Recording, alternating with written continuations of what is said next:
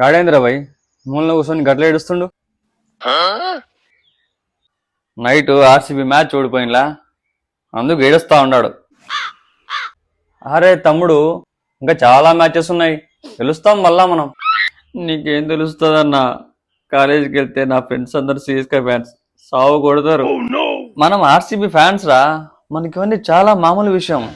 ఫ్యూచర్లో ఇలాంటివి చాలా తగులుతాయి మనకి. ఇవన్నీ పట్టించుకుంటే కాదురా.